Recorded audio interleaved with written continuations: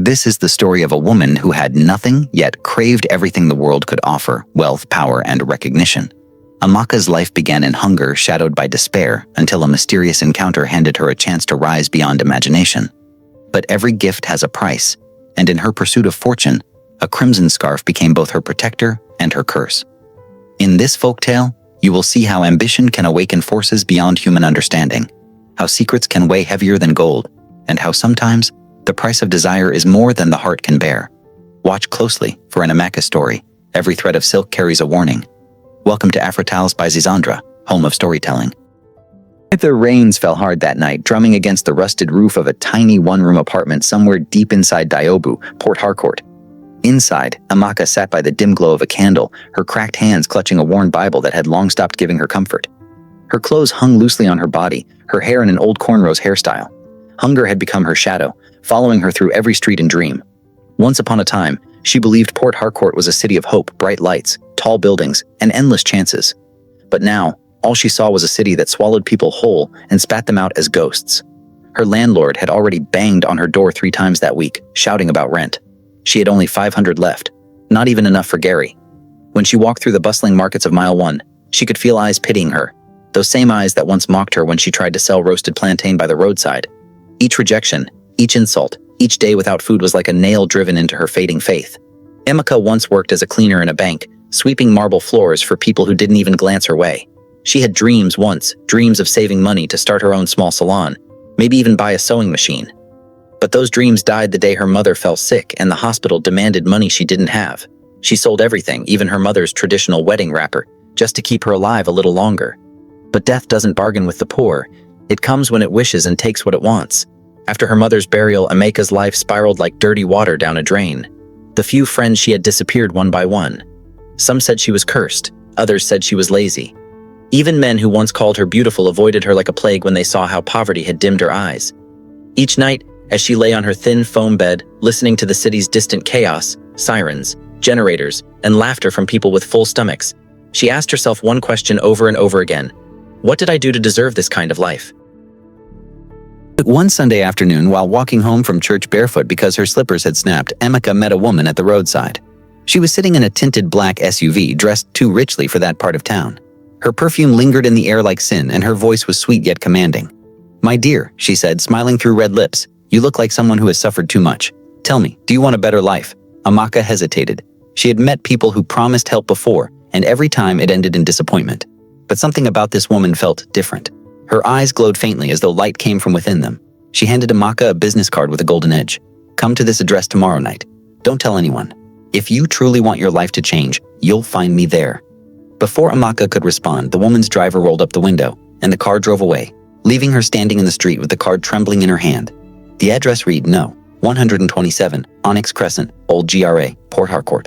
It sounded too elegant, too unreachable for someone like her. But that night, as thunder rolled and her stomach growled, Amaka couldn't stop staring at the card. That evening, sleep refused to come. The candle burned low and shadows danced across the wall like restless spirits. Amaka turned the card over and over in her hands, her mind filled with thoughts she was too afraid to say out loud. What if this was her chance? What if this was the turning point she had prayed for? "God, please," she whispered, tears rolling down her cheeks. "If this is a trap, stop me. But if it's my destiny, then show me a sign." A gust of wind blew through the broken window, extinguishing the candle instantly. In the darkness, she thought she heard a soft voice whisper her name, Amaka. She froze, heart pounding, Izzy. The voice came again, this time like a breath against her ear. "Come." She screamed and lit candle again, but the room was empty. Just silence and the hum of distant traffic. She clutched the business card tighter. The next night, she would go to Onyx Crescent. Because sometimes, desperation doesn't listen to fear. Sometimes, hunger itself becomes a voice that leads you straight into the dark. The night Amaka arrived at No. 127 Onyx Crescent, the rain had slowed to a soft drizzle, making the city streets glimmer under streetlights like 1,000 liquid stars. Her heart thumped so loudly she thought the neighbors might hear it through the high walls. The mansion she approached was nothing like she had seen before. Tall gates of black iron, fountains dancing in the moonlight, and windows that glowed warmly despite the late hour. As she stepped onto the marble driveway, the scent of jasmine mixed with something faintly metallic filled the air. The rich woman from the SUV stood waiting, her red scarf perfectly tied, eyes glinting in the dim light. She didn't smile this time. Instead, she gestured for Amaka to follow her inside. Every step she took on the polished floors echoed, magnified, as though the house itself was listening. Inside, the mansion was like a palace out of another world. Chandeliers dripped light like liquid gold, and paintings of places Amaka didn't recognize hung on walls carved with strange symbols. The woman handed her a folder filled with papers, contracts, and addresses. "This is your chance," she said. "Follow these instructions carefully. Trust no one. Your life is about to change, but you must obey certain rules. Some things you will not understand now, but in time, the pattern will become clear." Amaka's fingers trembled as she held the documents. The woman's words were precise, chilling in their calmness, yet filled with a strange promise of fortune. "Go back to your life tomorrow," the woman added, "and start. Everything you touch will bloom, but beware the eyes of the curious." The meaning of the warning eluded her, but she felt it like a shadow stretching across her chest. The next day, Amaka's life began to shift in ways that seemed impossible. She returned to her old streets, but the people she met no longer ignored her. Businessmen nodded at her as she passed. Someone offered her a small sum to invest in a boutique, and the boutique flourished almost overnight. By the end of the week, she had more than she had ever dreamed, enough to pay rent, buy a new flat in old GRA, and hire a few staff members. Everyone around her wondered how it happened so fast. Old friends called her lucky, strangers called her gifted. But Amaka never spoke about the woman from the mansion or the folder she carried. She didn't understand the power that had touched her life, only that her dreams were unfolding in ways that seemed supernatural. At night, she would sit in her new balcony, looking out at the city lights reflecting on the Eagle Island, and she could almost hear the soft laughter of someone unseen, a presence hovering just at the edge of reality. Despite the wealth, Amaka's heart remained wary. Strange things began to occur inside her new home. Lights flickered even when the bulbs were new. Mirrors sometimes reflected more than her image. Sometimes shadows moved behind her reflection, or a face flashed for a fraction of a second that wasn't hers. Her staff, while loyal, whispered among themselves about noises in the night and a cold presence that lingered near her private chambers. And then there was the scarf, a simple piece of cloth the woman had given her on her first night at Onyx Crescent. "Tie this around your head at all times," the mysterious woman had said. "Its importance cannot be overstated. It protects you and keeps the gift intact." Amaka obeyed without question, though she didn't know why. The scarf was beautiful, crimson with gold threads woven into patterns she couldn't recognize, but it also carried a heaviness. She felt it press against her scalp at times, as if it were alive, as if it had its own thoughts and awareness. On some nights, she would dream of it whispering, reminding her of rules she didn't understand. Never let them see. Never remove it. Even as her wealth grew, the city itself seemed to change around her. People avoided her mansion at night. The guards she hired swore they saw figures moving through the halls when no one was there. Her cars would start on their own and drive short distances without explanation, always stopping safely, but always leaving her wondering who or what was guiding them. Her accountant once questioned a strange sum deposited into her account at midnight. "Where did this come from?" he asked. Amaka had no answer and only stared at the numbers, the chill rising in her chest. "It's fine," she whispered, forcing a smile. "It's nothing." Yet deep down, she knew it was something beyond human understanding. Still, every day, more opportunities arrived, and she grew richer, more powerful, more admired. The city lights seemed to bend around her, reflecting her rise like the river itself had learned to carry her name. But in the quiet hours of the night, she would clutch the scarf tighter, shivering as if the city itself were whispering a warning she was too afraid to hear. Amaka's rise to wealth had made her a sensation in Port Harcourt. Everywhere she went, people whispered her name with a mix of awe and fear. Her mansion in old GRA glittered like a palace, its white marble reflecting the city lights in ways that seemed almost unnatural. She had cars that glided like shadows over the streets, clothes that shimmered in the sun, and jewels that blinded anyone who dared look too closely. Yet, the grandeur of her life was matched only by the isolation that came with it. Her staff worked silently, moving like specters through the halls. Even the city seemed to respect her boundaries. Neighbors avoided the mansion at night. Children crossed the street rather than glance at her crimson scarf. On some nights, Amaka would stand by her balcony overlooking the Eagle Island, listening to the distant hum of traffic and the faint murmur of passing bys, and she could swear she felt eyes following her from every shadow. The weight of her wealth pressed down on her chest as heavily as the scarf did over her scalp. Despite her riches, unease had begun to grow in subtle ways. The mirrors in her mansion sometimes reflected more than her image. On several occasions she had seen movement behind her in reflections, shadowy figures that vanished when she turned. Lights flickered for no reason. Doors creaked open on their own. And once, a vase toppled from a shelf without any breeze. The staff tried to dismiss these events, attributing them to faulty wiring or the wind. But Amaka knew better. Even when alone, she could feel it, the presence of something watching, waiting, whispering warnings she didn't understand. And there was the scarf. It remained tight around her head at all times, a beautiful, intricate crimson silk that never loosened. At times, she felt it shift subtly, almost like fingers moving across her scalp, reminding her of rules she didn't remember learning. Yet she obeyed. because instinct told her disobedience would bring consequences far worse than the fear she already felt. Every day she earned more, but each night the house reminded her that her wealth was no ordinary blessing. Her social life had grown equally complex. Politicians, celebrities, and business moguls vied for her attention, eager to gain her favor or partner with her enterprises. Gala nights were lavish, with chandeliers dripping gold light and cameras flashing like thunderstorms in the halls. Yet Amaka never relaxed. She laughed politely at jokes, smiled for photographs, but her eyes betrayed a restless wariness. At night, when she returned to the mansion, she would walk past the mirrors and see fleeting glimpses of a face that was not her own, always pale, always staring, always silent. She tried to dismiss them as tricks of the light or reflections from chandeliers, but deep down, she knew they were warnings. The city seemed to bend around her, as if the very fabric of Port Harcourt had begun to notice her unnatural rise. Even the river seemed to hiss when she walked along the balcony. People whispered that luck followed her like a shadow, but she understood that it was not luck. It was a price, and the debt had yet to be collected. The unease grew when her staff started to notice patterns. The chef, Tunde, once a loyal, quiet man, began seeing figures lingering just outside the kitchen. Plates would slide across counters as if pushed by invisible hands. The butler, Ngozi, complained of hearing footsteps at midnight in halls she hadn't walked down. The house itself seemed alive, and yet no one dared speak to Amaka about it. She had become the axis around which a strange gravity of fear spun. Every night, she would sit by her window with the city lights reflecting off the Eagle Island, holding the crimson scarf tight, whispering, "It is enough. It must be enough." But the nights were growing longer, heavier, and filled with shadows that crept closer. Sometimes she dreamed of rivers flowing red, of hands reaching through mirrors to pull her away. Each dream left her shaking, drenched in sweat, but the scarf always remained on her head. She could feel its weight pressing reminders into her skull. Something vital was hidden beneath it, something that could not be revealed. And in that silence, she realized that her wealth, fame, and power were not gifts. They were a contract with forces she could not name, and one day, she would have to pay in full. Amaka's mansion had grown even grander over the months. She had added a private helipad, several luxury cars that gleamed like mirrors in the sun, and rooms she did not even enter. Despite the opulence, each night she walked the halls alone, the polished marble reflecting her steps in strange, elongated shadows.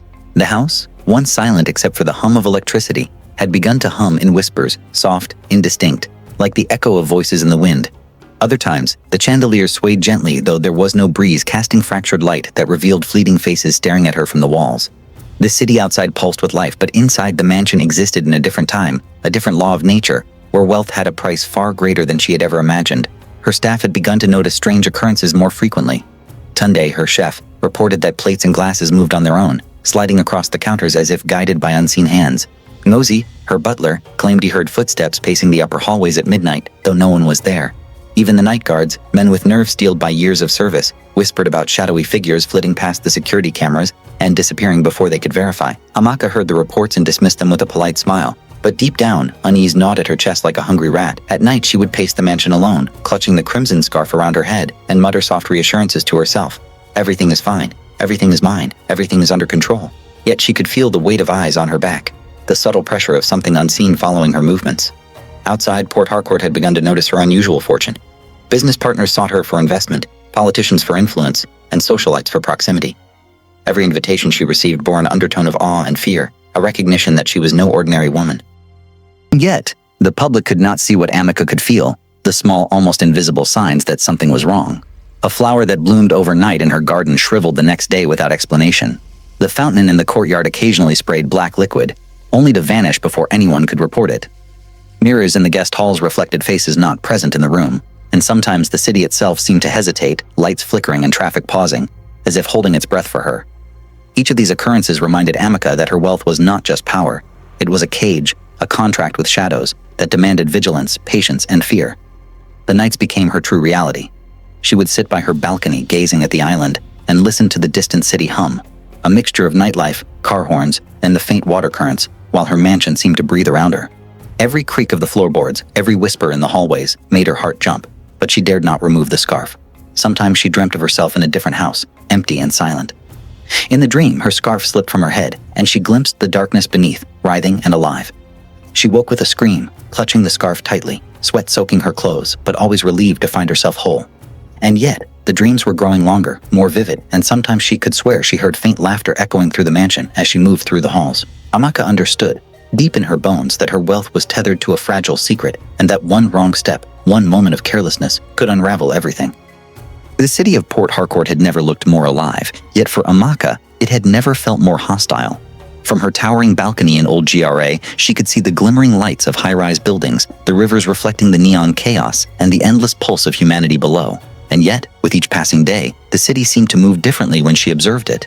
Cars would slow as her convoy passed, pedestrians would suddenly change direction when her gaze fell upon them, and the water in Eagle Island sometimes appeared to ripple against the wind, as if signaling her presence. Amaka had long ceased trying to rationalize them. The scarf around her head felt heavier now, as if it were aware of the growing tension outside, pressing reminders against her skull. Do not reveal, do not falter. The staff had begun to falter themselves. Tunde, her chef, who had once been perfectly loyal, now hesitated when walking the hallways, glancing nervously behind him. Plates would rattle without cause, and sometimes when no one was near, he could hear a faint, muffled voice whispering, almost from the walls themselves. The price. Ngozi, the butler, began sleeping with a small lamp beside his bed, claiming the shadows had followed him into his room at night. Even the security guards, men who had stared down armed robbers without blinking, admitted that they had seen something move in the cameras that didn't exist in the mansion. Each of these occurrences, though dismissed by Amaka in public, chipped away at her growing confidence. Her wealth, which had once seemed like a golden shield, now felt like a chain. The mansion had become a labyrinth of fear, its grandeur masking a reality she could not ignore. The shadows were closing in, and they had begun to claim attention from the city itself. Then came the parties. Invitations flooded her schedule, each event more lavish than the last. Politicians, celebrities, and socialites all clamored for her attention, each hoping for a sliver of her fortune or influence. Cameras captured her every move, flashes illuminating her perfect dress and the bright crimson scarf tied securely around her head. And yet, even amid the music, laughter, and applause, Amaka felt it, the ever-present pressure behind her eyes, a gaze unseen yet fully aware of her every thought. Every night brought her closer to the realization that her wealth had a foundation built on something unearthly, something that could not be negotiated with human reasoning. And the city itself seemed to take notice. Her neighbors whispered when she walked past. Children darted behind corners. Amaka had begun locking every door twice, triple-checking the windows. Yet still, she could hear the faint sounds of movement in rooms she never entered. And the scarf, always the scarf, remained tight, heavy, binding her head like a silent contract. Sometimes she touched it at night, feeling a strange warmth emanating from it, pulsing as if it were alive. A fear had begun to seep into her bones, one she could not name, one that grew with every flicker of the chandelier, every crack of the marble floor, and every distant murmur of the city, that the shadows were no longer content to wait, that the price she had not fully understood was inching closer with every heartbeat. The city lights of Port Harcourt gleamed like molten gold that evening, reflecting off the island and bouncing across Amaka's towering mansion. Inside, the halls were eerily quiet.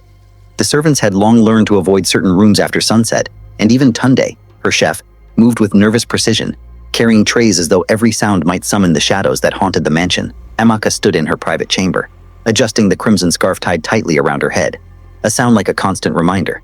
Never remove it, never let them see beneath it. Tunde, her loyal chef, had begun knocking before entering rooms, though sometimes in his rush or distraction he forgot. Tonight, however, he approached her chambers carrying a tray of her favorite dishes, golden fried plantains, jollof rice steaming in silver, and a bowl of fresh pepper soup. His hands trembled slightly as he prepared to announce her meal. In the rush of routine and distraction, the unthinkable happened. Amaka had been removing her scarf to adjust it in front of the mirror, thinking she had locked the door securely, when Tunde, forgetting to knock, stepped inside. The moment his eyes fell upon her bare head, the room seemed to contract, the chandeliers flickered violently, and the air thickened, pressing against her lungs like invisible hands. Time slowed. Amaka's heart leapt into her throat as she realized the fatal error. A strange, cracking sound filled the room, as if the very walls were groaning in pain. Dust began rising from the floorboards, swirling in a vortex that seemed to pull at her body. Her scream was caught in her throat, silenced as her skin and bones crumbled, turning into fine gray dust that tumbled across the marble floor like ash caught in a storm. The crimson scarf fell silently, landing perfectly on the center of the dust heap, its brilliance undiminished, almost as if it had absorbed the final echo of her life. Tunde stumbled backward, tray clattering to the floor, staring in disbelief at the pile of gray dust where Amaka had been moments before. The mansion groaned and shivered as though the structure itself mourned the end of its mistress. Outside, the city seemed to exhale. A sudden gust of wind swept through the streets, rattling windows, flipping signs. By morning, the mansion was eerily quiet, the servants too afraid to enter. All her riches, her empire, her name in the city's elite circles vanished within hours. The luxury cars were gone, the boutique stores shuttered, and invitations to galas remained unanswered. Only the crimson scarf remained, hanging on the pile of dust like a silent sentinel. a reminder that every human desire, every act of greed, came at a price far beyond imagination. People still whispered her name in fear, and some claimed that, on rainy nights, a faint shimmer of red silk could be seen fluttering along Onyx Crescent, searching for another soul desperate enough to claim the wealth that came with death. Amaka's story became a warning etched into the city's memory, a tale of patience, contentment, and the terrifying cost of ambition without bounds. She had wanted wealth at all costs and had attained it, but the cost was far greater than any mortal could imagine. The scarf, the mansion, and the riches were never gifts. They were contracts signed in the shadow between life and death. And the moral lingered in the hearts of all who dared to remember her. Greed, impatience, and the hunger for more can demand the ultimate sacrifice, and the price may be your very existence. Port Harcourt whispered her tale for years, teaching the city and all who wandered its streets that some fortunes are never meant to be claimed, and that the shadows always collect what is owed. Thank you for watching and sharing in this journey. Your love and support keep these stories alive. May your own path be filled with favor, contentment, and peace. Don't forget to subscribe, drop a comment, and tell me where you're watching from. I might just give you a shout out in the next story.